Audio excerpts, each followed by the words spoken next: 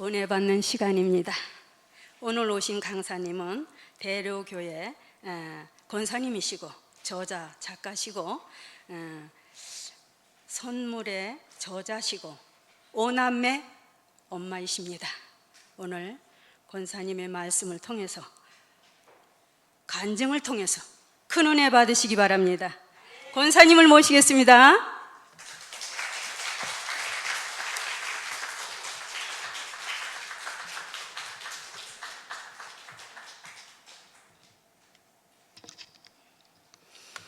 안녕하세요. 반갑습니다. 제가 안동에는 어제 포항에 갔다가 너무 이제 멀어서 포항에 들려서 포항에 있는 저희 딸, 한동대 다니고 있는 딸을 만나고 포항에서 자고 오늘 아침에 여기로 왔어요. 근데 안동은 제가 처음인데 안동이라는 이름이 저한테 너무 익숙합니다. 저 안동 김씨거든요. 그래서 목사님 전화 받고 안동이라고 하셔서 네, 본관인 안동인데 아니 또 거기 불러주셔서 네, 참 특별한 인연인 것 같습니다. 저는 충남 서산에 있는 그 꿈의 학교라는 기독교 대안학교에서 저희 남편이 이제 그곳에 교장으로 섬기고 있어서 거기서 저희 오남매와 같이 살고 있습니다. 작가라고 요즘에 이제 호칭이 하나 더 붙어서 작가라고 불리지만 사실 이제 엄마라는 이름이 제일 익숙한 그런 평범한 주부입니다. 이렇게 평범한 사람을 또 작고 연약한 사람을 하나님이 이렇게 너무 특별한 교회에 또 이 특별한 시간에 귀한 자리에 불러주셔서 너무나 감사합니다. 제가 하고 싶은 말이 너무 많아서 옆으로 셀까봐 이렇게 PPT를 준비했어요. 옆으로 세지 않고 중심을 잡아주도록. 네, 오늘 같이 나눌 제목은 생명은 선물입니다. 라는 제목입니다. 우리 한 사람 한 사람의 생명이 그냥 우연히 보내진 게 아니라 부모님의 실수로 보내진 게 아니라 하나님의 선한 계획 가운데 만들어진 크고 놀라운 계획 가운데 이 땅에 보내진 하나님의 선물입니다.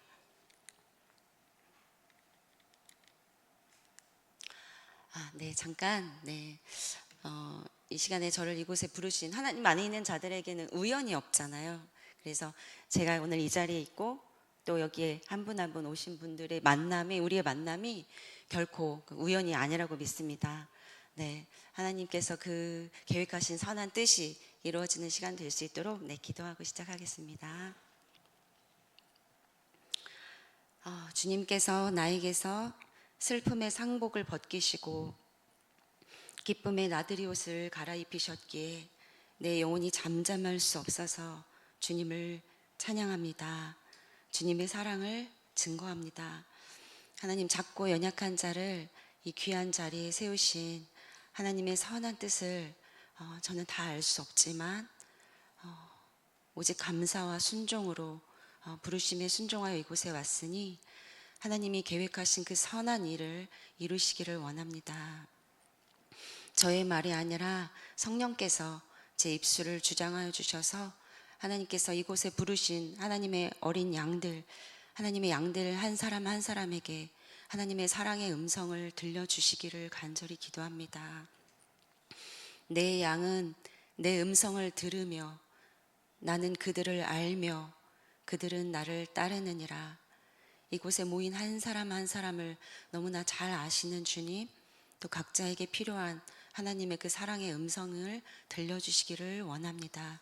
한 사람도 그냥 돌아가지 않고 하나님의 사랑의 음성, 위로의 음성, 또 격려의 음성 듣고 돌아갈 수 있도록 성령님께서 기름 부어주시고 저의 입술을 주장해 주시기를 원하며 우리의 산 소망 되시고 생명 되신 예수님의 이름으로 기도합니다.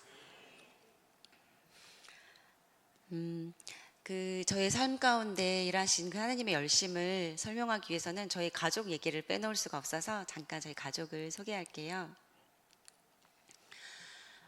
이게 한 가족입니다. 네, 두 가족이 아니라 한 가족이고요.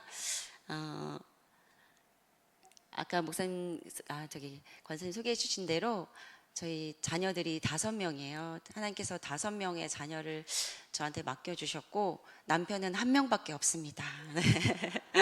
네, 5명 지금 자녀들이 나이가 저기 잘 보시면 아시겠지만 22살, 20살, 또 2살 차이 18살, 또 2살 차이 16살. 2살씩 이렇게 넷이 차이가 나고요. 그 다음에 맨 마지막 숫자, 빨간 숫자는 6살입니다. 저희 뒤에 지금 저희 아빠랑 남편이랑 이제 와 있는 6살 꼬마 친구인데요. 넷째랑 다섯째가 10년 차이가 나죠. 그래서 제가 45세 6살 그 친구를 낳았습니다. 근데 이 친구 덕분에 사실은 제가 여기에 서 있습니다. 하나님께서 이 친구를, 이 6살 늦둥이를 어떻게 저한테 이렇게 맡기셨는지 그 이야기를 오늘 좀 나누려고 합니다. 근데 그 이야기를 나누려면 또 저의 삶의 이야기가 필요해서 잠깐 저희 어린 시절 이야기를 좀 잠깐 나눌게요. 저희 친정 엄마는 7년 전에 이제 돌아가셨고요. 네, 친정 엄마가 아가씨 때 집이 어려워서 초등학교 중퇴를 하셨어요. 중퇴를 하셨는데 이제 대학까지 나온 부잣집 아들이 있다는 그 소개를 받고 결혼을 하셨습니다. 부잣집에 대학까지 나온 아들이니까 얼마나 기대함을 가지고 시집을 가셨겠어요. 근데 그 집은 이제 지금 어르신들 많이 계신데 그 당시만 해도 아들 손주를 원하시잖아요. 그래서 그 집안도 아들을 강력하게 원하는 집안이었어요. 근데 저희 엄마가 결혼하고 5년이 넘었는데도 아이가 생기지 않는 거예요. 그래서 저희 그 할머니께서, 그러니까 시어머니께서 아들을 많이 낳는다는 집에 데리고 가서 그 속옷도 빌려 입히고 옛날에 그런 일들이 많이 있었잖아요. 그렇게 아들을 낳기를 기다리고 있었는데 7년 만에 첫 아이가 생겨요. 그런데 아들이었을까요? 딸이었을까요? 딸이었죠. 반갑지 않은. 그래서 첫째는 딸을 낳고 또 바로 또 임신이 됐는데 둘째는 또 딸. 원하는 아들은 안 나오고. 자, 셋째는 아들이면 좋겠지만 또 딸. 그래서 얼마나 시어머니의 구박을 많이 받으셨겠어요. 그리고 이제 다행히 넷째는 아들이 나왔습니다. 그런데 딸은 셋인데 아들이 하나니까 불안하잖아요. 이 아들이 어떻게 되기라도 하면. 그래서 아들이 더 있어야 된다. 그래서 또 낳았어요.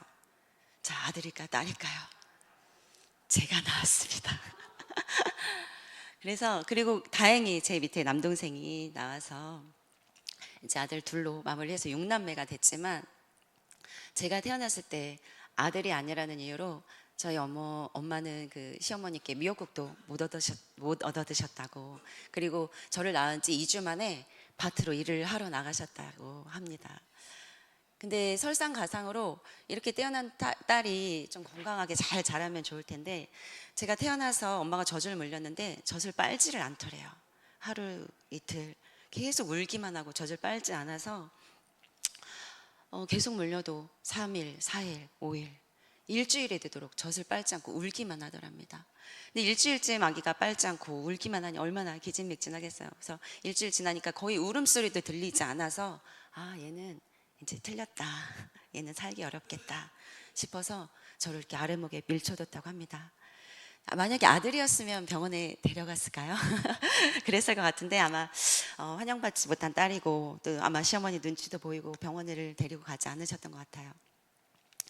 그래서 이제 우는 소리도 나지 않고 거의 죽어가는 딸이니까 이제 그냥 아래목에 밀쳐뒀는데 그때 마침 저희 집 동네에 의사 아주머니라고 부르는 분이 계셨어요. 할머니신데 아마 젊었을 때 의료 관련된 일을 하셨던 분인 것 같아요.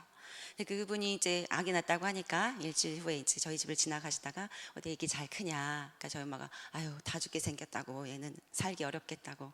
그러니까 어디 한번 보자고. 그래서 보셨는데 제 입 안에 하얗게 염증이 가득 찬 거를 발견을 하신 거예요. 그리고는 이거 입안에 있는 염증 때문에 젖을 안 빠른 것 같다. 그래서 쑥을 짓이겨서 꺼지에 묻혀가지고 입 안을 이렇게 막 닦아주셨다고요. 그러니까 저희 큰언니의 증언에 의하면 저희 큰언니가 저랑 거의 10살 차이가 나는데 그 아기가 이제 그걸로 쑥물로 닦아주니까 쓰린지 막 엄청 갑자기 막 울더래요. 울고 나서 이제 하루쯤 지나고 나서야 이제 젖을 빨기 시작해서 이제 겨우 살아났다고 합니다. 네, 그 딸이 지금 커서 이렇게 여기에 서 있습니다. 근데 그렇게 자라서인지 몸이 6남매 중에 제일 약하고 감기는 제일 많이 걸리고 잔병치레가 너무 많았어요. 키도 제일 작고 제일 마르고 그런데 이런 그 신체적인 그런 연약함보다 더 큰 것은 정서적인 그런 병이었습니다. 저희 친정 아버지가 하늘에 계신 주님을 사랑하면 너무 좋은데 이 주님을 너무 사랑하신 거예요. 날이면 날마다 주님을 만나고.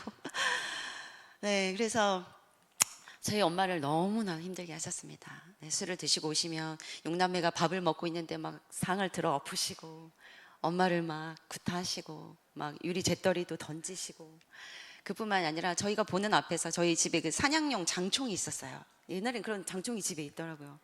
그거를 저희 엄마의 이마에 이렇게 대고 계시기도 하시고 그런 시간들이 제가 어렸을 때부터 고등학교 될 때까지도 계속 되었습니다. 그래서 그런 것들을 보고 자라면서 제 안에 사람에 대한 두려움이 너무 많이 커졌어요. 어떻게 사람이 저렇게 하지? 사람은 참 무서운 존재구나. 사람이 어떻게 저렇게 할 수가 있지? 그러니까 더 심한 경우에는 고등학교 때도 제 엄마가 울면서 이제 오셔서 이렇게 칼자국을 보여주시는 거야. 아빠가 이렇게 술이 너무 많이 취하실 때는 아빠도 모르게 이렇게 칼로 엄마를 또 이렇게 긋기도 하시고. 근데 그때는 이제 엄마가 아빠의 눈빛을 보면 사람의 눈빛이 아니다. 그때는 아마 진짜 하나님을 제가 알고 나서 이렇게 돌아보니까 정말 사탄이 한 가정의 가장을 무너뜨리면 온 가족이 힘들기 때문에 가장을 이렇게 뒤흔드는 것 같아요.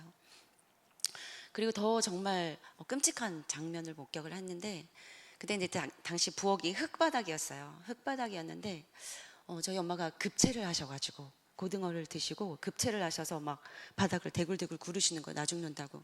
근데 그 장면을 보시고 아빠가 저는 엄마를 어떻게 도와드려야 될지 잘 모르겠는데 아빠가 커다란 그 다라이라고 하죠. 커다란 다라이에다가 찬물을 잔뜩 가지고 오시더니 인연이 꾀병을 부린다고 하면서 찬물을 끼얹으신 거예요.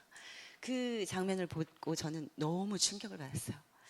와, 사람이 맞나? 근데 그런 두려움과 제가 소화할 수 없는 너무 충격적인 장면들이 너무 많은 거예요. 그래서 이제 제가 점점 사람에 대한 두려움과 어떤 금방이라도 안 좋은 일이 막 벌어질 것 같은 그런 두려움 속에서 학창 시절을 보내게 됩니다. 근데 대학생이 될 때까지도 그 두려움과 이런 것들이 회복이 안 되더라고요. 계속 쌓이고 한 번씩 꺼이꺼이 울어요. 근데 정확한 원인 모르겠지만 아마 그런 두려움과 어떤 어두움 때문이겠죠. 근데 대학생이 되었는데 이제 저희 언니 오빠들도 다 컸죠. 커서 결혼도 하고 또 이제 직장도 다니고 이러는데 결혼한 언니들도 막 이혼 위기에 처하고 사채를 빌려서 사업을 시작한 언니가 또 실패해서 경찰에 쫓겨다니고 또 남동생은 오토바이 사고로 고등학교 때 다리를 절단해야 되는 위기에 처하고 가족들 형제들이 사는 모습도 너무 이 마음이 아픈 거예요. 그래서 참 보고 싶지 않은 부모님도 그렇게 불행했는데 이 형제들까지도 그렇게 너무 힘들게 사는 게 전 보기가 너무 힘들더라고요. 그리고 혹시 나이 드신 분들은 아실 텐데 그 문열이라는 말 아세요 혹시? 그 동물이 새끼를 낳으면 첫 새끼는 조금 이렇게 약하고 그러다가 이제 젖도 잘 못 얻어 먹다가 이제 어디 구석에 가서 이렇게 죽어요. 아파서. 근데 제가 저의 삶을 이렇게 보면서 환영받지 못했고 또 이렇게 아파서 잘 자라지 못하고 나는 좀 문열이 같은 인생인가 보다. 그러면서 형제들이 잘못되는 걸 보면서 나도 언젠가는 이렇게 아파서 시리실 말다가 죽을 것 같아. 그런 두려움이 막 몰려옵니다. 그러면서 그러면 더 살아서 뭐하지? 이런 부모님의 불화한 모습을 계속 지켜보고 형제들이 이렇게 고난당하는 모습을 보면서 내가 더 살아야 할 이유가 뭐지? 나도 곧 죽을 텐데 아마 형제들처럼. 그러면서 급기야는 그러면 내가 죽으면 이런 거 이꼴저꼴 안 보고 너무 편안하겠다. 사단의 속삭임이겠죠. 우리를 죽음으로 몰고 가려는. 근데 제가 그래서 그때 5층 건물에 5층에 살고 있었는데 창문을 열고 뛰어내릴 결심합니다. 이거 뛰어내려서 죽으면 아무 염려가 없을 것 같은 생각이 들어서 그런데 뛰어내릴까 말까 막 고민을 하는데 저를 뛰어내리지 못하게 막는 잡아주는 하나의 끈이 있었어요. 그때는 제가 하나님을 떠나 있었던 때라 뭐 하나님의 잡아주신 끈이 아니라 저희 불쌍한 엄마였어요. 예, 엄마가 그 남동생이 다리를 절단해야 된다고 병원에서 얘기를 했을 때 이 다리를 다친 아들을 업고 이 병원 저 병원을 전전긍긍하면서 제발 다리만 자르지 않게 치료해 달라고 하시고 밤마다 누워서 이렇게 헛소리처럼 막 중얼거리시면서 정신이 막 나갈 정도로 그렇게 힘들어하면서 눈물로 이렇게 지새는 모습을 보면 봤기 때문에 아 내가 죽으면 우리 엄마가 또 슬플 텐데 다른 사람은 몰라도 엄마는 너무 슬퍼할 것 같은 그래서 엄마가 불쌍해서 차마 뛰어내리질 못하고 아 뛰어내리고 싶긴 한데 엄마를 생각하면 못 뛰어내리고 그렇게 정말 죽지 못해서 하루하루를 살고 있었어요. 그래서 저절로 그냥 밤에 잘 때는 아 내일 아침에는 눈이 떠지지 않았으면 좋겠다 저절로 그렇게 이제 하루하루를 보내고 있었어요. 그런데 어느 날 밤에 그날도 이제 창문을 열고 뛰어내릴까 말까 이렇게 망설이고 있을 때 문득 고개를 딱 들었는데 제 앞에 커다란 교회 십자가가 그때 이제 서울에 문정동 송파구였어요. 교회에 이제 십자가들이 많이 있는데 유독 한 교회 십자가가 굉장히 크게 저한테 이렇게 눈앞에 다가오는 것처럼 보이면서 여기에만 소망이 있어 라는 생각이 번뜩 스칩니다. 돌아보니까 지금 돌아보면 하나님이 죽음의 문턱 앞에 이렇게 간당간당하고 있는 이 딸을 긍휼히 여기셔서 십자가만 소망이다. 십자가만이 너의 산 소망이다 라고 음성을 들려주시고 저를 부르신 것 같아요. 그래서 제가 그때 이제 제 발로 어렸을 때 교회를 다녔지만 중고등학교 때 고향을 떠나면서 이제 대학을 서울로 가고 그러면서 이제 교회를 떠나고 방황하고 하나님을 떠나 있었는데 하나님 다시 십자가를 보여주시면서 교회로 부르셨습니다. 그래서 제가 이제 제 발로 교회를 가게 됩니다. 가서 어렸을 때는 정말 재미로 다녔지만 이제는 진짜 하나님 살아계시구나 나를 살리신 하나님 그리고 우리의 생명 되신 예수님에 대해서 교회에서 차츰 이제 알아가게 됩니다. 근데 하나님만 만난 게 아니라 아주 특별한 만남을 교회에서 갖게 돼요. 어떤 한 사람을 만나게 되는데 교회 청년부 모임에 제가 이제 처음 갔어요. 이렇게 쭈뼛쭈뼛하면서 처음이니까 어색하고 그래서 갔는데 목사님이 한 6, 7명 청년들하고 같이 성경 공부를 하고 계시더라고요. 근데 그 중에 한 청년이 제가 딱 들어와서 안녕하세요 하니까 한 청년이 자리에서 벌떡 일어나더니 안녕하세요 자매님 어서 오세요.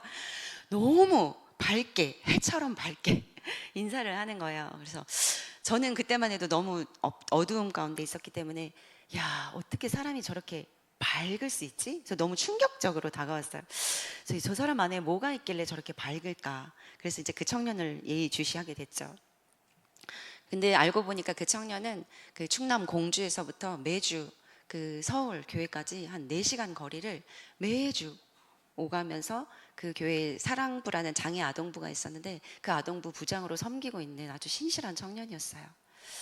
그래서 이제 저한테도 장애 아동부를 같이 섬기자고 해서 너무 또 마음에 두고 있는 청년이니까 네 좋습니다 하고 같이 도와주고 그러면서 이 사람 안에 이 사람이 장애 아이들 한 명 한 명을 정말 예수님께 대하듯 정말 정성껏 대하는 걸 보면서 이 사람 안에 예수님이 계시구나 그런 확신이 들었어요. 그러면 이렇게 하나님을 경외하고 그 마음 안에 예수님이 있는 사람이라면 나를 존중해 줄 수 있겠구나. 아빠처럼 이렇게 엄마를 힘들게 한 아빠 같지 않고 나를 존중해 줄 수 있지 않을까? 그럼 이런 사람이라면 삶을 같이 해도 좋겠다. 그 전에는 결혼에 대한 소망 자체가 없었어요. 부모님의 그런 모습을 봤기 때문에 결혼은 할 마음도 없었죠. 근데 이 청년을 보고 결혼에 대한 소망을 하나님 주신 것 같아요. 그래서 제가 어디서 그런 용기가 났는지 그 장애 아동부 수련회가 끝나고 돌아오는 길에 제가 형제한테 차 한잔 하자고 제가 먼저 네, 요청을 합니다. 그래서 차를 마시면서 제 마음을 이렇게 나눴고 네, 형제도 흔쾌히 응해서 같이 이렇게 교제를 교회에서 하다가 네, 결혼에 성공합니다. 네, 지금 그 형제가 바로 저 뒤에 있는 저희 남편입니다. 5 아이 아빠. 네, 형제랑 이제 꿈의 학교 동산에서 둘이 이렇게 돈을 모았는데 둘 다 너무 가난해서 또 모았는데 300만 원밖에 없는 거예요. 그래서 이렇게 커플링 하나 맞추고 그냥 웨딩드레스 빌려 입고 이렇게 언덕에서 그냥 작은 결혼식을 합니다.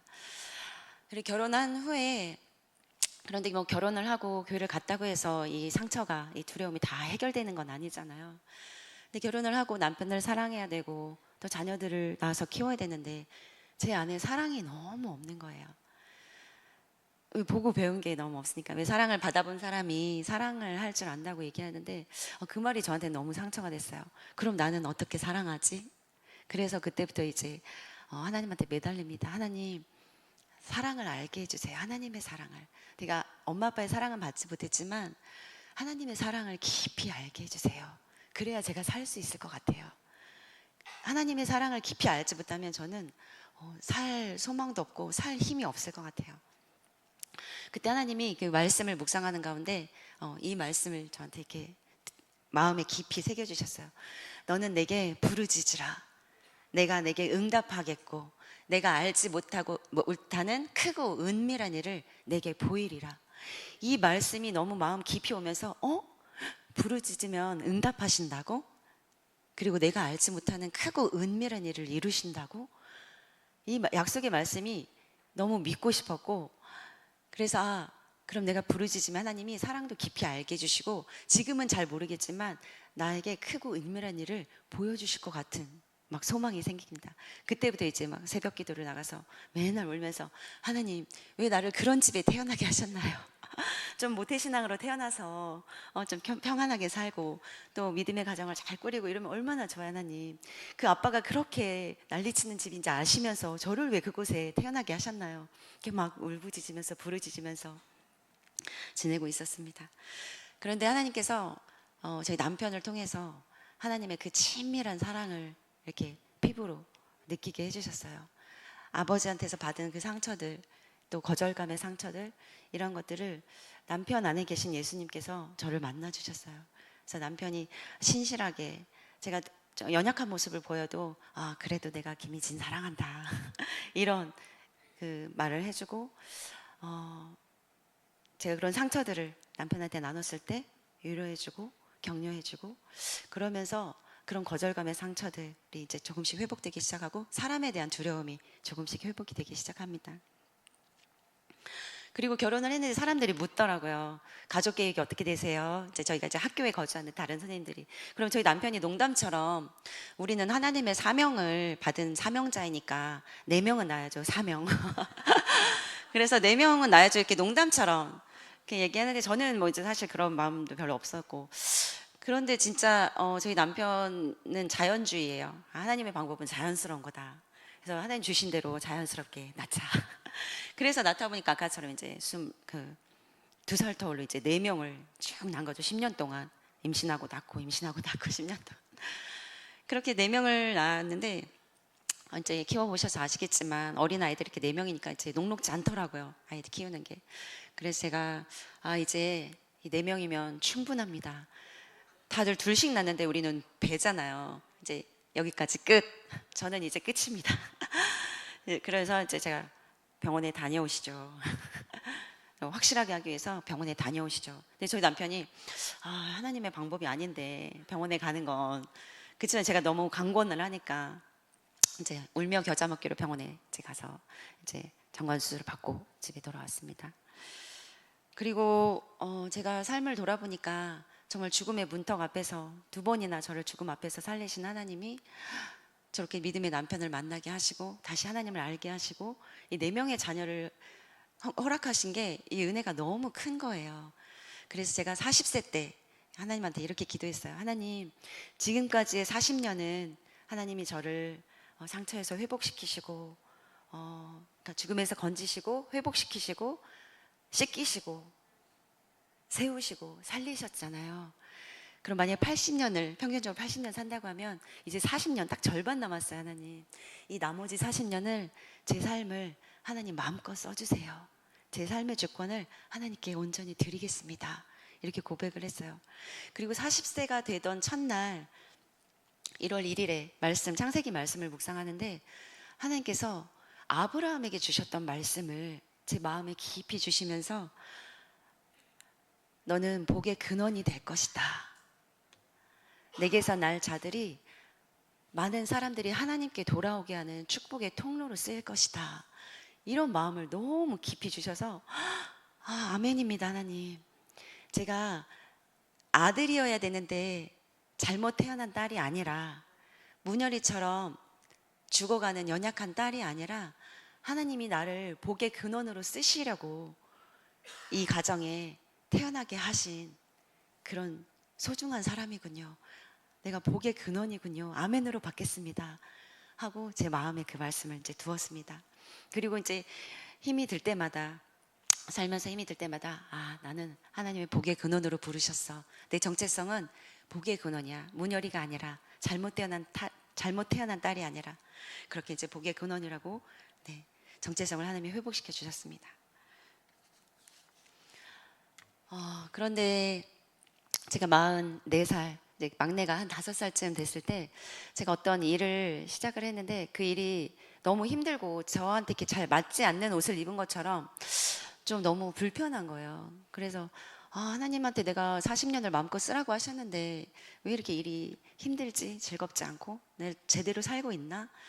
그래서 너무 힘들어서 이제 기도실에, 아무도 없는 학교 기도실에 가서 이제 털썩 주저앉아서, 하나님 마음껏 쓰시라고 했는데 저 지금 뭐 하고 있나요? 하나님이, 저 진짜 하나님을 기쁘시게 하는 삶을 살고 싶어요.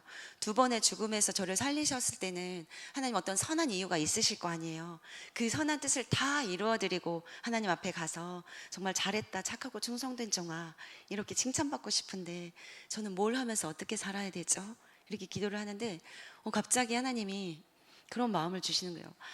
제가 넷째를 낳고 남편한테 수술을 권했던 일이 갑자기 생각이 나는 거예요.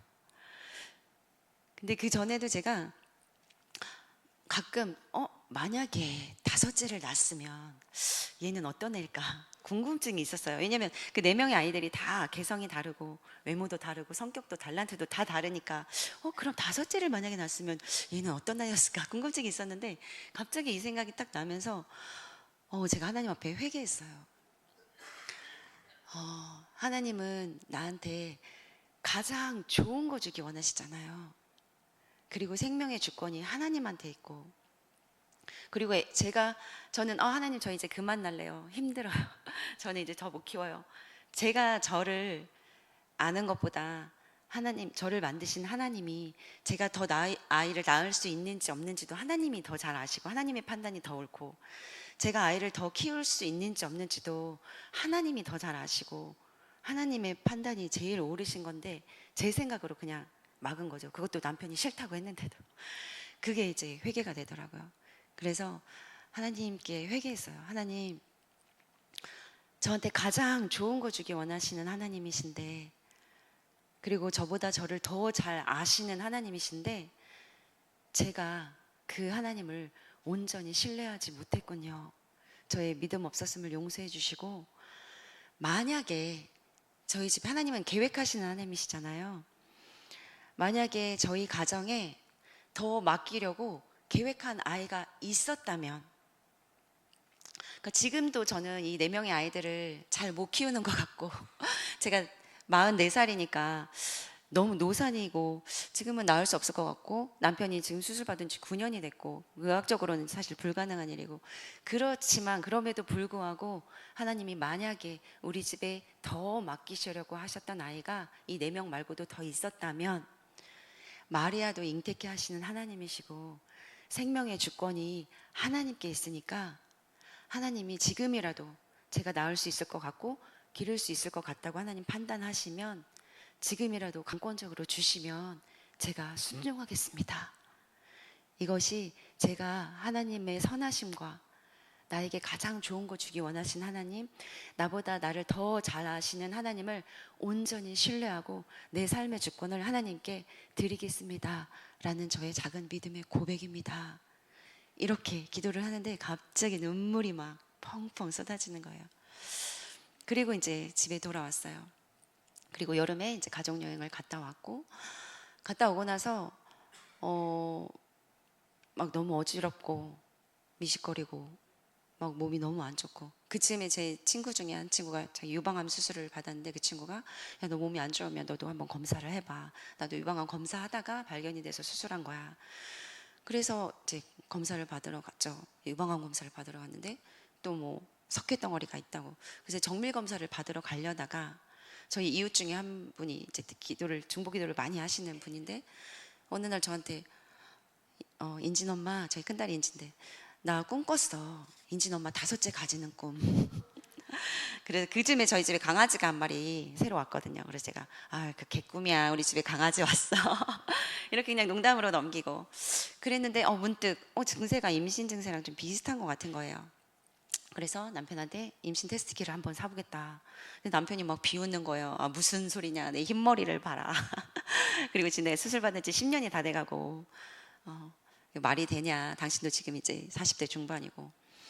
그래서 제가 그래도 혹시 모르니까 한번 사보자고. 그래서 약국에 가서 이제 샀죠. 그리고 이제 테스트를 했는데 이제 젊은 분들은 아시겠지만 이게 진한 2줄이 나오면 임신이에요. 근데 진한 2줄이 딱 나오는 거예요. 그래서 제가 10년이나 돼서 잘 기억이 안 나는 거예요. 낳은 지. 그래서 2줄이 임신이 아닌 거고 1줄이 임신이었나? 아니면 이게 사는데 5천 원밖에 안 하더라고요. 그래서 이게 5천 원밖에 안 하더니 이게 싸구려라서 별로 이렇게 그 진정성이 없는 것 같다. 그래서 남편한테 얘기를 했더니 남편도 자기도 임신인지 아닌지 2줄이 임신인지 아닌지 너무 오래돼서 모르겠다. 그래서 혹시 의심스러우면 확실하게 아니라는 걸 증명하기 위해서 산부인과에 가보자. 그래서 이제 산부인과를 갔죠. 남편은 확실히 아니다. 저는 혹시 모른다. 이제 산부인과에 갔죠. 그 산부인과는 저희 9년 전에 저희 넷째를 낳았던 그 산부인과 가서 검사를 이제 의사 선생님이 이제 딱 초음파를 딱 하시는데 딱 하시자마자 이게 초기에는 한참 찾으시거든요. 원래 이렇게 아기가 어디 있나. 근데 딱 되시자마자 아기 집이 확실히 있습니다. 그러면서 바로 하시는 말씀이 심장 소리 들려드릴까요? 심장 소리는 한 2달이 넘어야 들을 수 있는 거거든요. 그래서 몇 주냐고 그랬더니 임신 9주가 됐다는 거예요. 그래서 제가 날짜를 계산해 보니까 제가 기도실에 가서 털썩 주저앉아서 하나님, 저희 가정에 계획한 아이가 있으시면 지금이라도 주시면, 강권적으로 주시면 제가 순종하겠습니다. 이렇게 기도했던 게 5월이에요. 그리고 6월에 아기를 주셨어요. 저희 남편은 의사 선생님이 아기 생겼다고 얘기하는데도 믿지를 못하더라고요. 어떻게 이런 일이 있냐. 저도 사실은 처음에는 초음파 검사를 하려고 이렇게 누워 있는데 의사 선생님이 아기집이 있다고 할 때 저도 꿈인 줄 알았어요. 그래서 제가 진짜 꼬집어 봤어요. 어떻게 이런 일이 있지? 그러면서 마리아가 갑자기 떠올랐어요. 와, 결혼한 나도 이렇게 놀래는데 정혼하지 않은 처녀 마리아는 얼마나 놀랐을까. 그런데도 믿음으로 하나님께 주님의 여종이오니 순종하겠습니다. 그 마리아의 믿음이 다시 보이더라고요. 그래서 그렇게 이 5째가 저희 집에 선물같이 그러니까 이 아이를 하나님이 계획하셨던 거죠. 근데 제가 하나님 저 못해요.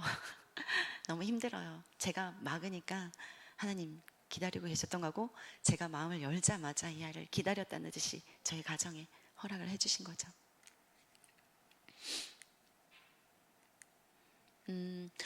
근데 저는 하나님이 이 아이를 강권적으로 주셨으니까 비록 제가 44살이었지만 넉넉히 감당할 수 있게 해주실 거라고 생각을 했어요. 그런데 너무 힘들더라고요. 이 44살에 5째를 임신한 사실이 한 4개월부터 걸음걸음이 너무 힘들고 아프고 그래서 막 예수님의 그 가시밭길이다 그러면서 이제 막 찬양을 부르면서 걷고 그리고 없던 임신성 당뇨도 생겨서 너무 힘든 시간을 많이 보냈어요. 근데 이제 병원에서 출산은 첫째 때보다 더 힘들 거다. 노산이기도 하고 출산한 지 10년이 됐고 그리고 노산이라 힘이 없어서 아기도 산모도 위험할 수 있으니까 자연분만은 어려울 것 같고 제왕절개를 하자. 근데 제가 위 4명을 다 자연분만으로 낳았거든요. 그래서 하나님 강권적으로 주셨으니까 하나님 방법은 자연스러운 거니까 자연분만하게 해주세요. 이렇게 기도를 했어요. 근데 이제 출산날이 다가온 어느 날 밤 11시 반이 됐는데 이제 막 하혈이 시작이 되고 통증이 너무 심한 거예요. 그래서 이제 막 남편을 깨워서 병원으로 갔죠. 갔는데 3시간 동안 이 진통이 그 어느 때보다도 너무 심해서 저희 남편이 이제 밖에서 하나님 우리 아내 좀 제발 살려주세요 라고 기도할 정도로 막 극심한 통증이 옵니다. 근데 너무 견딜 수가 없이 너무 힘들어서 하나님께 기도를 하는데 그때 갑자기 하나님이 예수님의 십자가를 떠오르게 해주셨어요. 그러니까 제가 평소에 그렇게 기도했다고 그랬잖아요. 하나님 제가 하나님의 사랑을 깊이 알게 해주세요. 그렇지 않으면 저는 제 안에 사랑이 없기 때문에 도저히 살 수가 없어요. 하나님의 사랑을 깊이 만나지 않으면 저는 살아갈 수가 없어요. 예수님의 그 십자가 사랑을 더 깊이 알게 해주세요 라고 늘 기도를 했는데, 그 순간 갑자기 그 극심한 진통 한가운데서 하나님이 십자가를 떠올리게 해주셨어요. 그러면서 이게 오버랩이 되면서, 아, 내가 이 새 생명을 낳기 위해서 이 진통을 지금 참고 견디고 있는데, 예수님은 우리를 죽음에서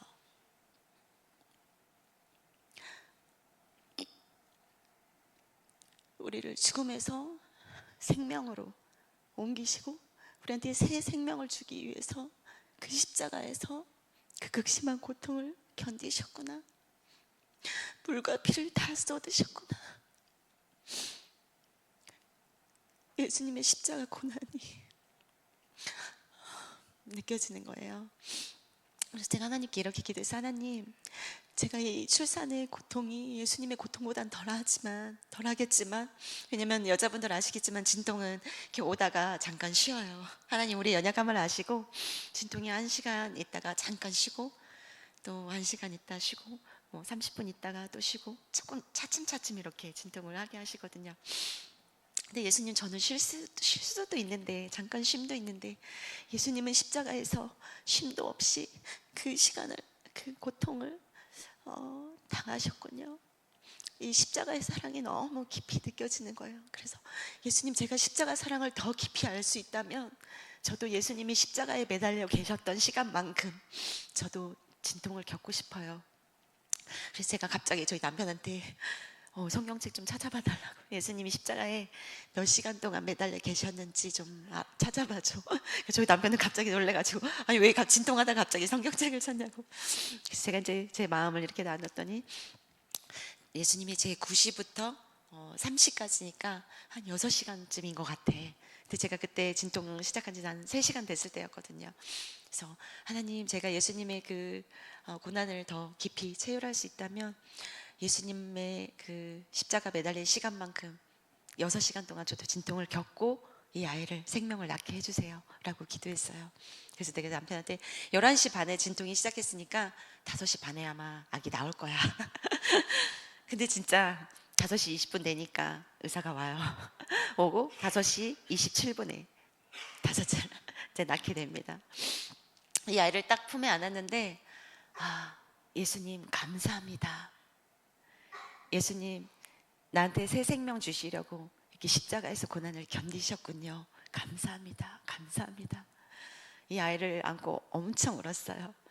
그리고 또 하나 저를 이렇게 꺼이꺼이 울게 만든 건 돌아가신 친정 엄마. 제가 5째거든요.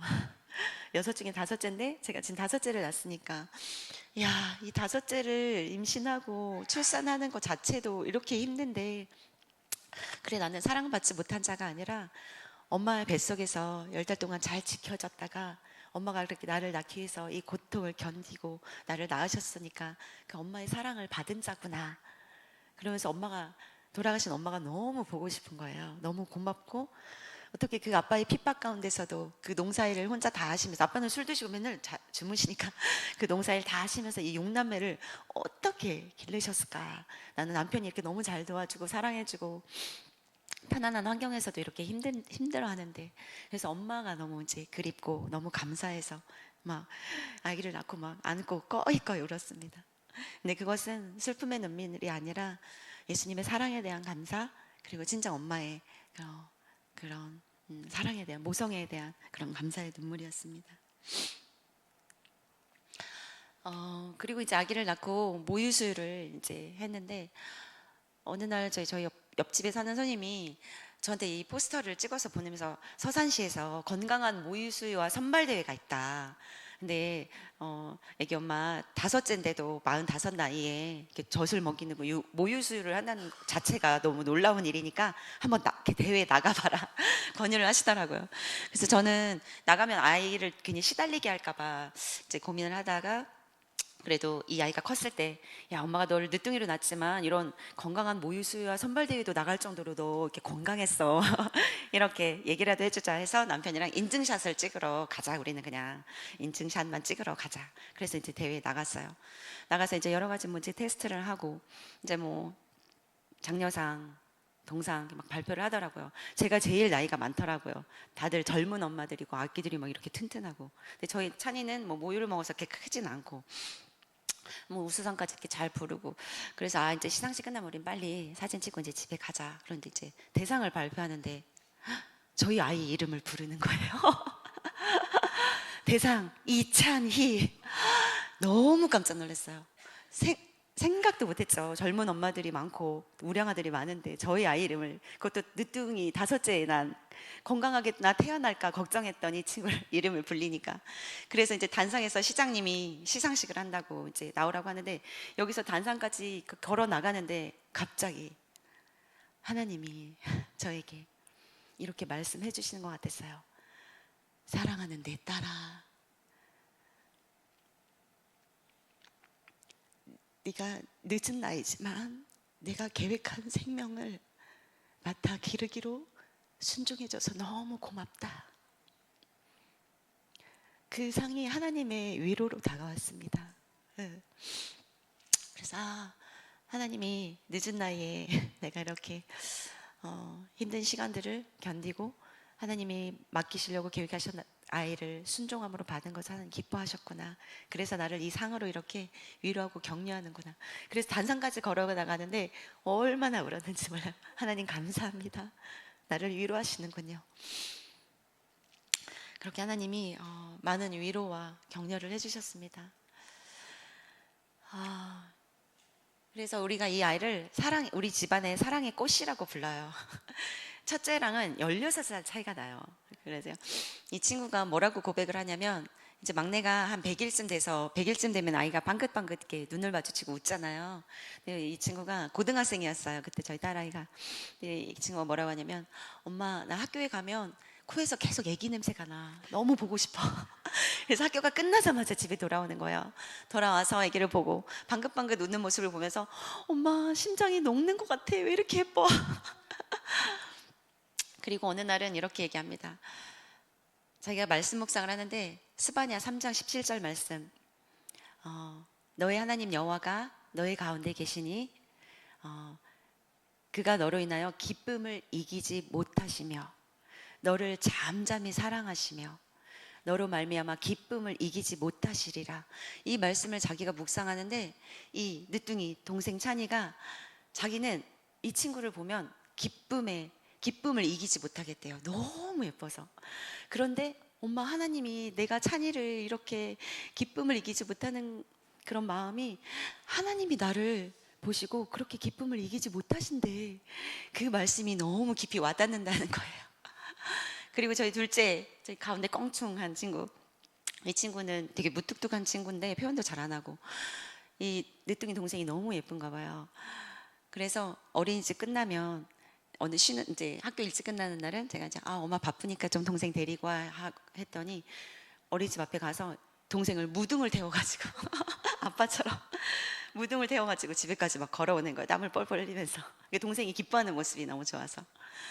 그리고 이제 셋째 아이는 친구들한테 자랑하고 싶어서, 이렇게 저는 포대기로 키웠거든요. 옛날 분들처럼. 근데 포대기에 자기 애기 업혀달라고. 그래서 남자인데 업고 동네를 막 한 바퀴 돌아요. 친구들한테 자랑하고 싶어서. 그러니까 너무 예쁜 거죠. 그리고 넷째는 자기가 동생을 막 웃겨주면 동생이 막 까르르 웃는 모습을 보면 너무 행복해서, 동생만 보면 그 강아지들이 막 둥글면서 장난치는 것처럼 둘이 막 장난치며 놉니다. 그런 모습을 보는데 너무 제 마음이 기쁘더라고요. 그러면서 하나님이 그러시구나. 주 안에서 형제 자매든 우리가 이렇게 서로 사랑하는 모습을 볼 때 하나님이 이렇게 기쁘시겠구나, 그런 마음이 느껴졌어요. 그래서 우리 집안에 사랑을 불러일으키는, 저희가 별명을 사랑의 꽃이라고 불렀습니다.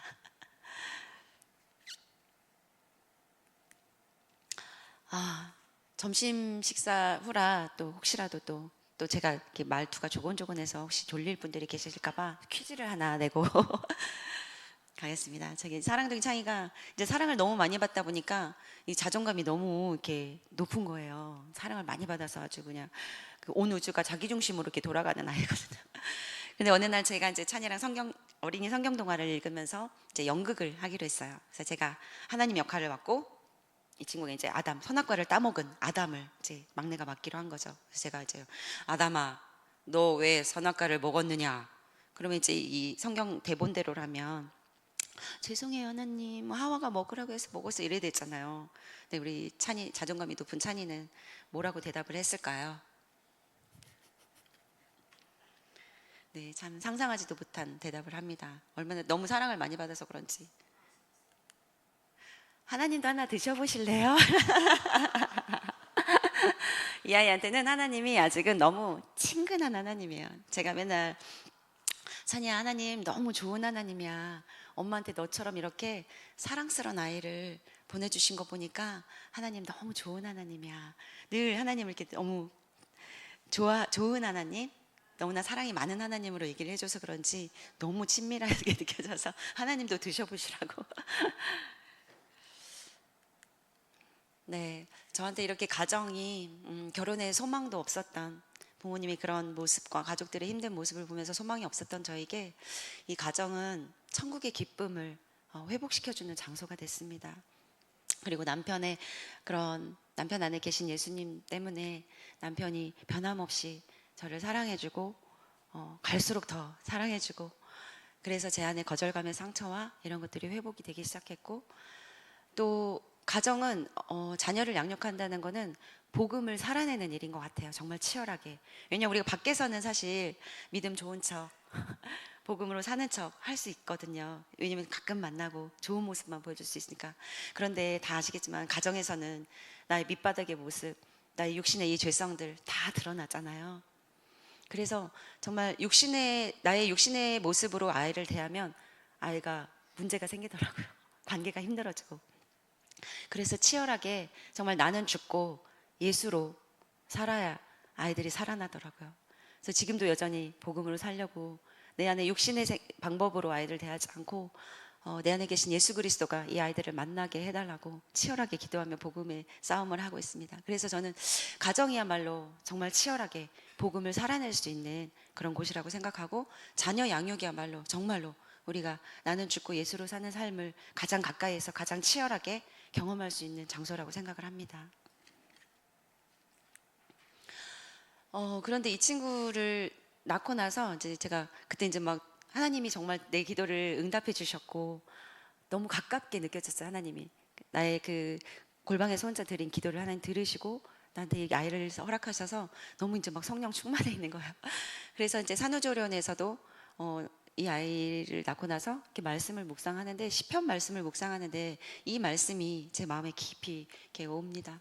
내가 날 때부터 주께 맡긴 바 되었고 모태에서 나올 때부터 주는 나의 하나님이 되셨습니다. 하나님, 이 찬이가 태어날 때부터 주께 맡겨드립니다. 찬이가 모태에서 나올 때부터 주님이 이 찬이의 하나님이 되셨습니다. 그러니 이 찬이가 하나님이 이 땅에 보내실 때 계획하셨던 찬이를 향한 하나님의 뜻이 이루어지는데 이 아이를 사용해 주세요. 특별히 하나님에게는 각 가정마다 계획하신 아이가 있다는 것을 이 찬이를 통해서, 찬이의 탄생을 통해서 이 아이가 알리는 삶을 살게 해주세요. 생명 전도사로 이 아이를 써주세요. 이렇게 기도를 드렸어요. 그리고 찬이가 이제 점점 자라면서 생각지도 않게 우리나라가 그 초저출산으로, 그리고 결혼도 하지 않고 점점 초저출산으로 계속 치닫고 있었어요. 근데 제 마음에 계속 하나님이 자녀를 통해서 주시는 축복이, 그 기쁨이, 물론 너무 힘들죠. 자녀를 키운다는 것이 다 겪어보셨겠지만 나의 시간, 에너지, 재정, 내가 하고 싶은 것도 할 수 없고 다 헌신해야 되고, 물론 나 이외에 다른 사람을 돌본다는 게 우리는 본성적으로, 우리의 육신의 그 악한 본성으로는 나 이외에 다른 사람을 돌본다는 것 자체가 참 힘든 일인 거죠. 그렇지만 그것을 뛰어넘는 기쁨이 있고 축복이 있고, 또 이 아이들 하나하나를 하나님이, 예레미야를 하나님이 복중에 짓기 전에 예레미야를 알았고, 또 세례요한도 하나님 복중에 짓기 전에 이 아이를 향한 계획을 가지고 지으시잖아요. 우리한테 맡겨주신 자녀들 하나하나도 하나님이 크고 놀라운 계획을 가지고 만드시는데 그런 축복의 통로가 아내가 되는 건데 결혼도 하지 않고 또 점점 저출산으로 초저출산으로 국가 소멸의 위기까지 가는 걸 보면서 하나님이 너무 애통하시겠다. 이렇게 우리에게 축복을 주기를 원하시고 아이들을 계획하고 계신데 우리가 이렇게 하나님의 자녀들 생명들을 맡고 있는 게 아닌가? 그런 애통한 마음이 이제 점점 드는 거예요. 그러면서 제가 하나님 찬이를 생명 전도사로 써주세요. 근데 제가 어떻게 전도사 역할을 어떻게 하나요? 그런데 하나님이 남편을 통해서 이렇게 책을 쓰라는 마음을 주셨어요. 제가 가까이 있는 저희 학교 선생님들한테는 1명 낳고 2명 낳고 제한하지 말고 한번 열어놓고 기도해 보세요. 하나님이 1명을 주실지 2명을 주실지 3명, 4명, 5명을 주실지 우리는 판단할 수 없고 알 수 없으니까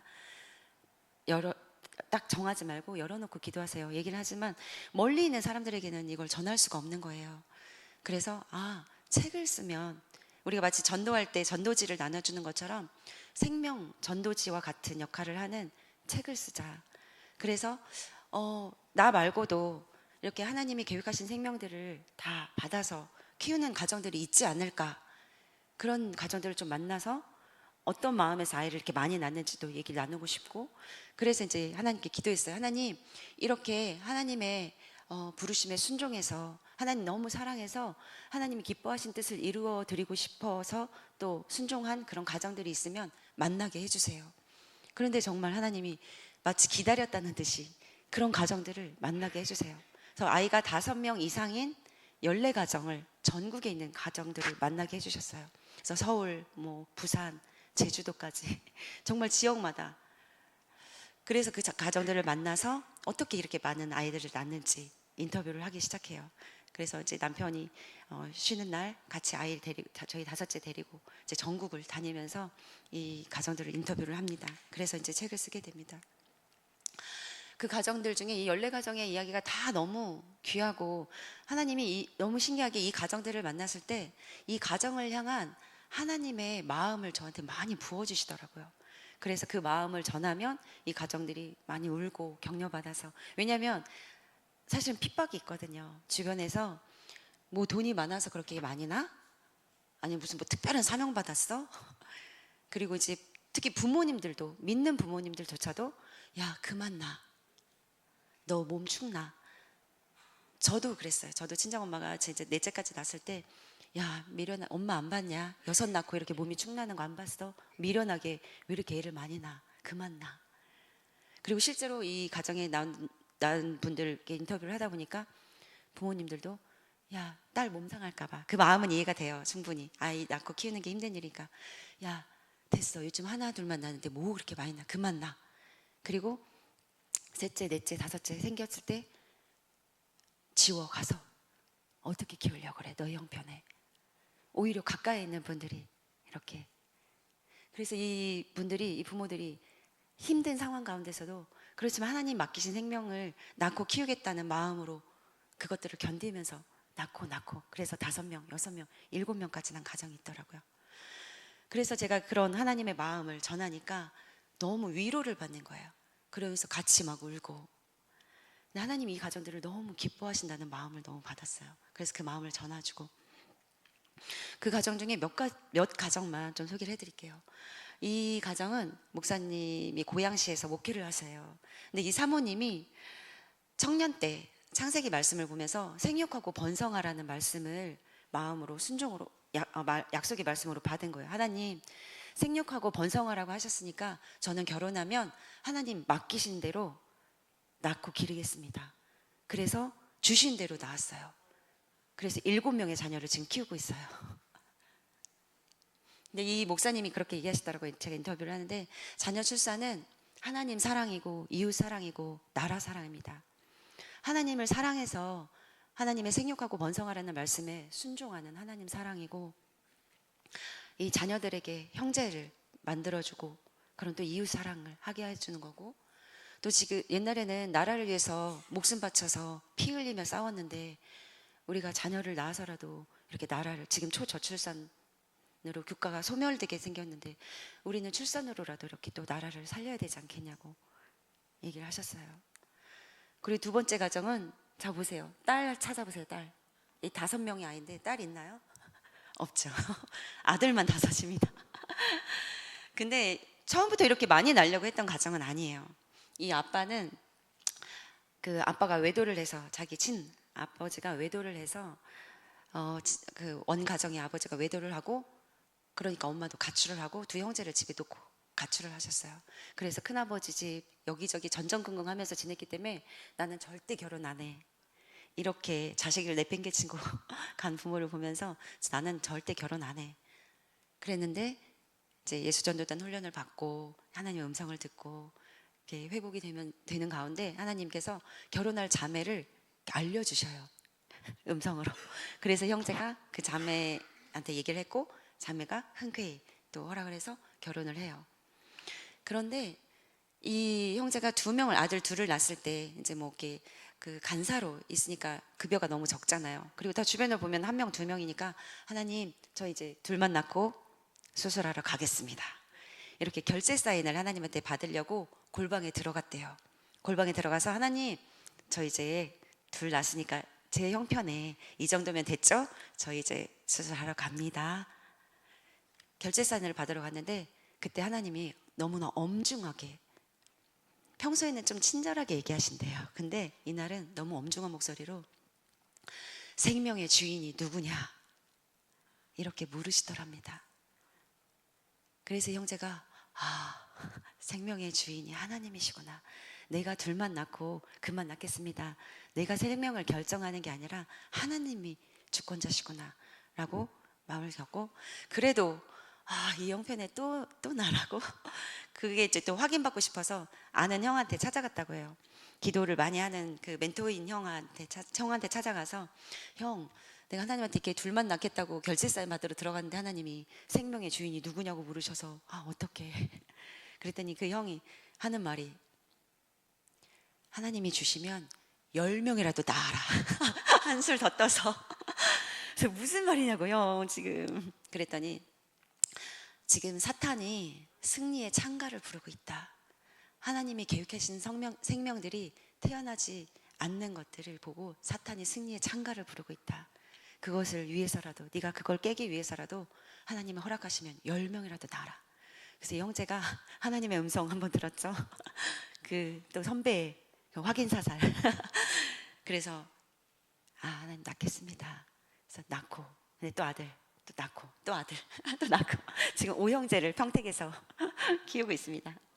근데 더 놀라운 고백은 가정에 대한 소망이 없던 이 형제였잖아요. 그런데 이 형제가 하나님을 믿고 아들들을 키우면서 하나님 아버지의 사랑을 너무 깊이 맛보는 거예요. 그래서 이 아내가 고백하는 말이 저는요 이렇게 좋은 아빠를 만나게 해주고 싶어서라도 자녀를 많이 낳고 싶어요. 가정의 상처 때문에 결혼도 안 하겠다는 이 청년을 하나님은 가정을 통해서 회복시키셔서 아내의 고백이 10명이라도 낳아서 이렇게 좋은 아빠를 만나게 해주고 싶다는 고백이 나올 정도로 좋은 아빠로 변화시킨 하나님 정말 놀라우신 하나님이죠. 네, 이 가정도 일반적으로 이제 셋을 낳았으니까 많이 낳았다. 우리도 끝 하고 이제 수술을 받았습니다. 수술을 받았는데 이 아내가 돌아보니까 하나님이 자기네 가정에 주신 은혜가 너무 큰 거예요.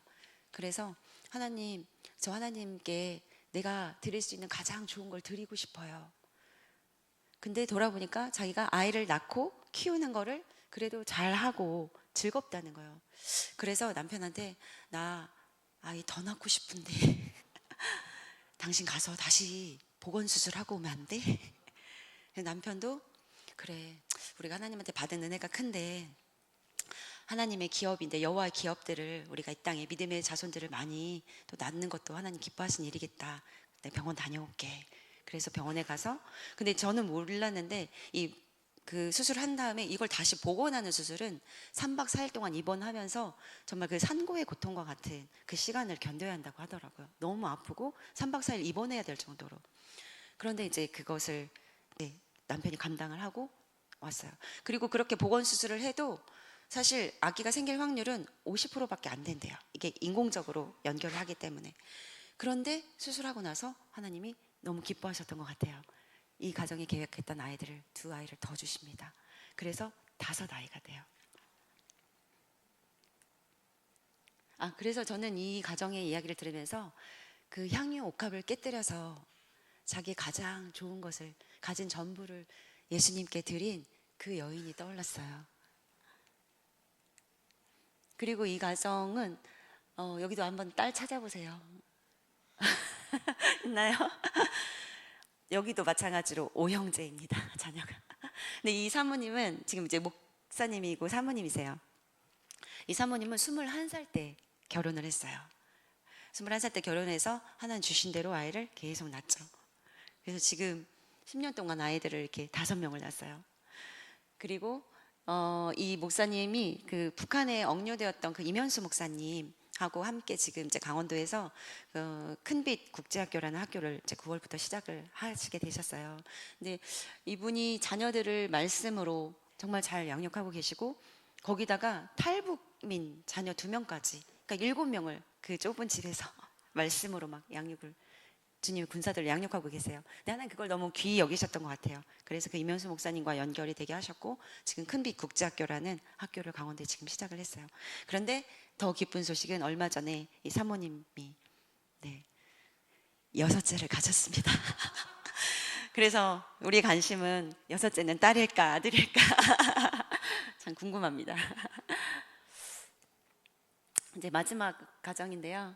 이 가정도 마찬가지로 일반적으로 그렇듯이 한 아이만 낳고 한 아이를 낳아서 키우는데 둘 다 초등 교사예요. 근데 이제 아내가 아이를 낳는데 이게 너무 힘든 거예요. 내 일이 아닌 것 같고 기저귀 갈고, 나는 아이들을 초등학교에서 가르쳐야 되는데 기저귀 갈고 젖 먹이고, 그래서 이건 내 일이 아니다.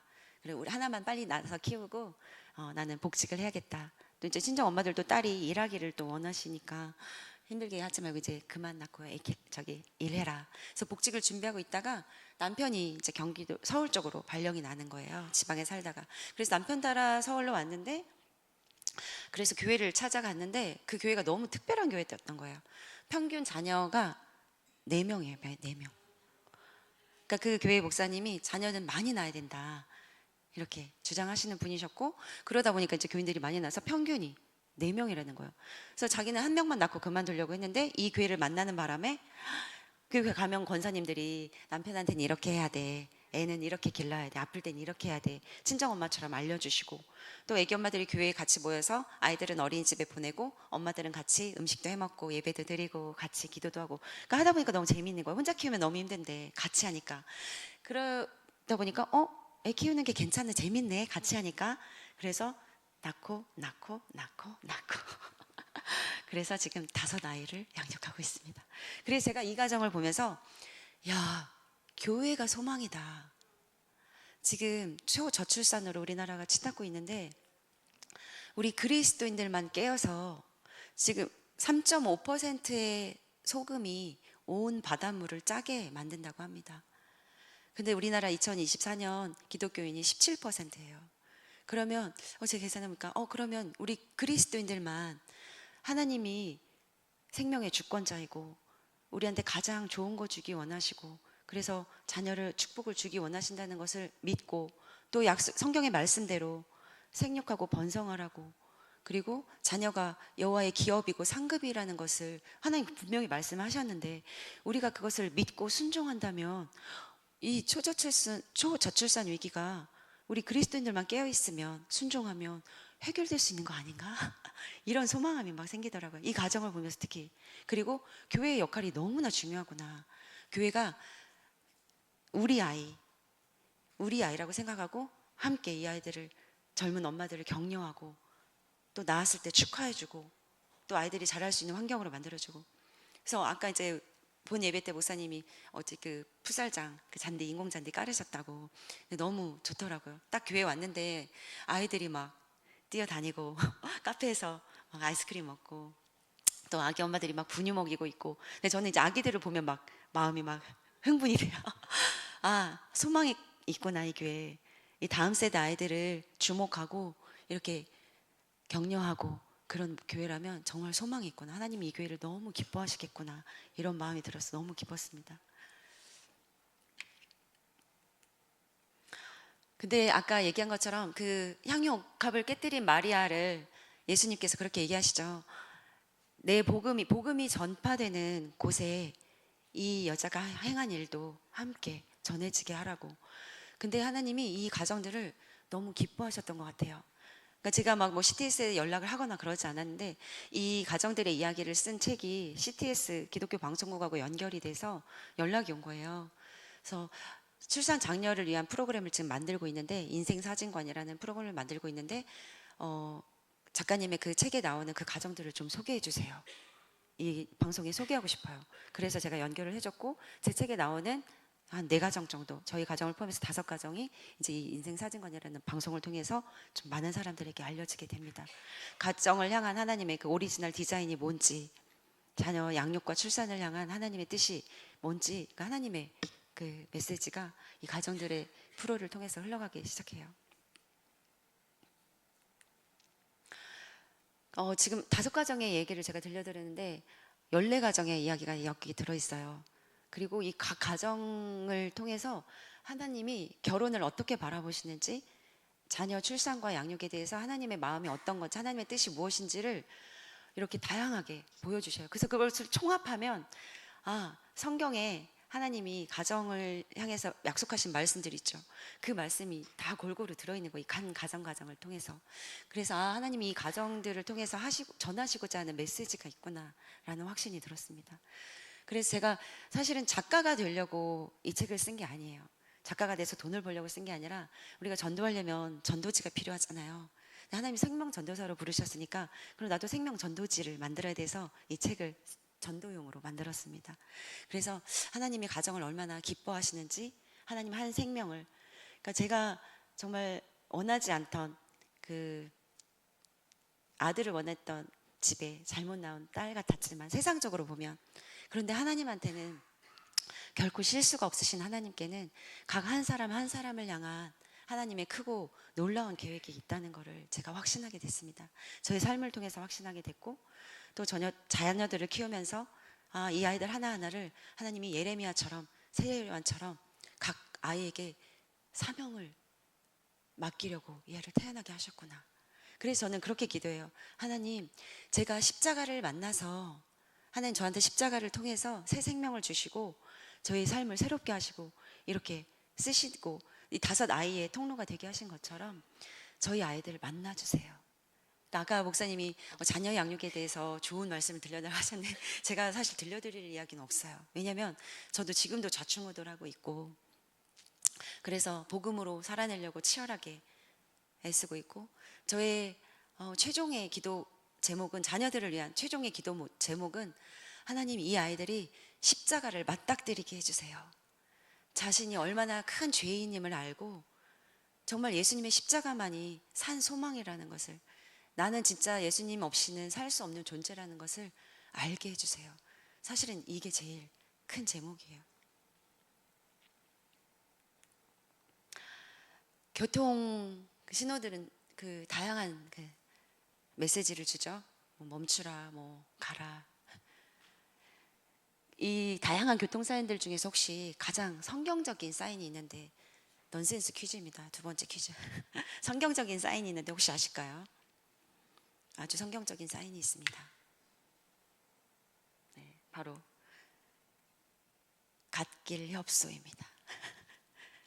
갓길, 하나님의 길은 협소합니다. 네, 갓길 협소. 운전하시다 보면 갓길은 협소하다고 나오죠. 갓길 협소. 어느 날 저희 남편이랑 같이 운전하고 가다가 저희 남편이 갓길 협소 완전 성경적이다. 하나님의 길은 좁고 협착합니다. 좁은 문으로 들어가라. 멸망으로 인도하는 문은 크고 그 길이 넓어서 그리로 들어가는 자가 많고, 생명으로 인도하는 문은 좁고 그 길이 협착하여 찾는 자가 적음이니라. 지금 비혼과 저출산은 점점 많아지고 있습니다. 넓은 길이 되고 있어요. 결혼과 출산은 점점 좁은 길이 되고 있습니다. 내 커리어, 자아 성취, 자아 사랑. 왜냐하면 결혼하면 맞춰가야 되거든요. 자아를 죽여야 되거든요. 자녀를 낳으면 나 이외에 다른 사람을 돌보기 위해서 헌신해야 되거든요. 그것보다 그냥 내가 일해서 돈 벌고 내 명예가 높아지고 나를 위해서 쓰고, 우리의 본성은 자아를 점점 사랑하는 거야. 나를 보게 하고. 그런데 복음은 그게 아니잖아요. 나는 죽고 예수로 사는, 예수님이 그러셨던 것처럼. 그래서 점점 예수님이 오실 날이 가까워올수록 비혼과 저출산이 점점 많아지고 있는 건 아닐까, 개인적으로 그렇게 생각을 하게 됐습니다. 그런데 예수님은 우리에게 좁은 문으로 가라고 하셨어요. 네, 오늘 주제의 말씀이었죠. 너희는 이 세대를 본받지 말고 오직 마음을 새롭게 함으로 변화를 받아 하나님의 선하시고 기뻐하시고 온전하신 뜻이 무엇인지 분별하도록 하라. 세대가 비혼과 저출산으로 가는 것을 우리 그리스도인들은 또 똑같이 따라가지 않았으면 좋겠습니다. 저 그림은 연어예요. 연어는 물살이 오는 방향과 반대 방향으로 거슬러 올라가서 알을 낳고, 근데 그 물살을 거슬러 올라가는 그 힘이 엄청난 에너지가 든다고 합니다. 아마 결혼을 하고 출산을 하고 또 더더구나 아이를 많이 낳는 일이 아마 이 연어처럼 거슬러 올라가야 되는 일이 될 수도 있을 것 같아요. 제가 오늘 표어를 보니까 주님을 기쁘시게 믿음이 없이는 하나님을 기쁘시게 하지 못하나니, 하나님께 나아가는 자는 반드시 그가 살아계신 것과 그가 자기를 찾는 자들에게 상 주시는 이심을 믿어야 할지니라. 믿음이 없이는 하나님을 기쁘시게 할 수 없다고 하셨습니다. 근데 우리가 하나님이 주신 약속의 말씀을 진짜 믿고 있나요? 자식이 여호와의 기업이고 상급이라고 하셨는데 혹시 우리가 막고 있진 않나요? 그만 나, 야, 너 몸상해, 너 빨리 이제 일해, 돈 벌어. 우리 젊은 세들 또한, 저도 그랬고, 저도 넷 낳고 하나님 저는 이제 그만요. 이 말씀을 우리가 마음에 새겼으면 좋겠습니다. 이 세대의 흐름에 따라가지 않고 이 결혼과 가정을 향한 회복의 장소가 되고 천국의 기쁨을 누리게 하는 이 가정에 대한 하나님의 뜻을 구했으면 좋겠습니다. 이 시간 같이 기도했으면 좋겠습니다. 우리 이 교회를 제가 오기 전에 어떤 교회인지 이렇게 살펴보고 또 같이 이 교회를 위해 기도하면서 보니까 사람을 세우고 세상을 구해서 하나님께 영광이 되는 교회가 되는 것이 이 교회의 비전이더라고요. 그래서 하나님, 이 교회가 정말 생명을 살리고 이 정말 비혼과 저출산 시대가 되고 있는 이 세상을 구하는 교회가 되게 해주세요. 그래서 하나님께 온전히 영광이 되는 교회가 되게 해주세요 라고 기도했습니다. 그래서 우리가 같은 마음으로 하나님, 우리의 삶의 주권이 하나님께 있습니다. 내 삶의 주권이 나보다 나를 더 잘 아시고 나한테 가장 좋은 거 주기 원하시는 그 하나님께 내 삶의 주권이 있습니다. 우리 이 교회가, 용상제일교회가 정말 이 세대를 본받지 않고 하나님의 선하시고 기뻐하시고 온전하신 뜻이 무엇인지를 구하고 순종하는 교회 되게 해주십시오. 교회뿐만 아니라 나 각자 한 사람 한 사람이 하나님의 뜻을, 내 삶을 향한, 무조건 다 막 5명 이상 낳아야 된다는 게 아니에요.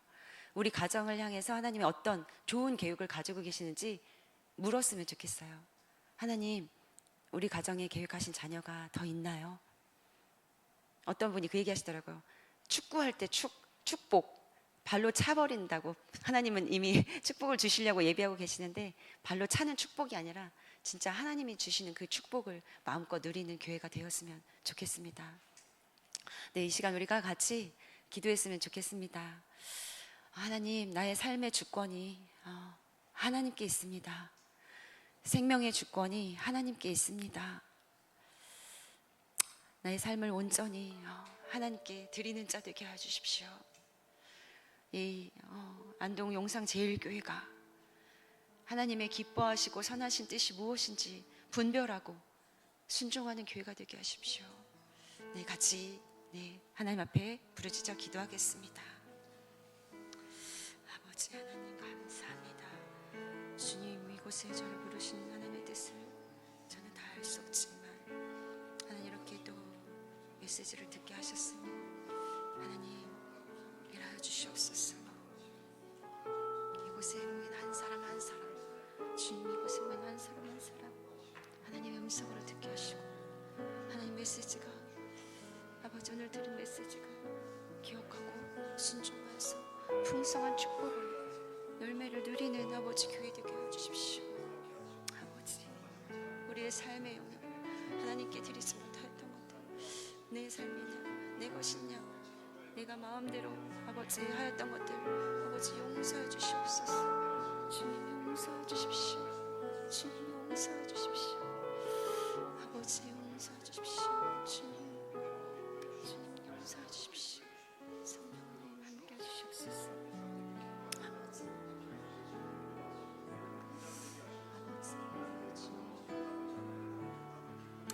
하나님 감사합니다. 아버지, 이 작고 연약한 자를 이곳에 부르신 하나님의 뜻이 무엇인지 알 수 없지만 오늘 저의 이 부족한 입술을 통하여서 하나님이 이곳에 모이신 우리 용상제일교회 성도님 한 분 한 분에게 들려주신 하나님의 그 음성이 삶 가운데 열매로, 풍성한 열매로 이어지게 하여 주시기를 원합니다. 이 용상제일교회가 이 세대를 본받지 않고 하나님의 선하시고 기뻐하시고 온전하신 뜻이 무엇인지를 분별하고 그렇게 순종하며 행하는 교회 되게 하여 주십시오. 생명을 살리고 풍성한 생명을 낳고 또 사람을 세우고 이 세상을 구하고 나라를 구하는, 그래서 하나님께 영광이 되는 교회 되게 하여 주십시오. 하나님, 이 교회를 이 지역에 세우신 또 하나님의 특별한 뜻이 있을 텐데 이 교회에 맡기신 하나님의 사명 잘 이루어드려서 하나님 앞에 갔을 때 잘하였다, 착하고 충성된 종아, 칭찬받는 교회 되기를 원합니다. 하나님, 한 사람도 그냥 실수로 태어나지 않고 우연히 태어나지 않고 예레미야처럼 세례 요한처럼 하나님의 크고 놀라운 계획을 가지고 하나님 이 땅에 보내셨음을 신뢰합니다. 우리 각자에게 예비하신 그리스도 예수 안에서의 그 선한 일을 이루어드리는 우리 성도님들 되게 하여 주시기를 간절히 기도합니다. 이 교회를 축복합니다. 하나님의 마음을 가진 교회 되게 하여 주십시오. 특별히 우리 목사님에게 주 여호와의 영이 함께하여 주시고 기름 부어 주셔서 이 교회를 향한 하나님의 뜻을 이루어드리는 축복의 통로가 되게 하여 주십시오. 맡겨주신 양들을 하나님께로 정말 잘 인도할 수 있는 지혜와 명철을 더하여 주시기를 간절히 기도합니다. 하나님, 혹 제가 전한 것 중에 또 하나님 기뻐하지 않으시는 것들이 있다면 잊게 하여 주시고 하나님의 메시지만 잘 남게 하여 주시기를 원합니다. 이 부족한 자, 상한 갈대 같고 꺼져가는 등불 같았던 저를 포기하지 않으시고 붙드시고 이렇게 귀한 자리에 세워주셔서 너무나 감사합니다.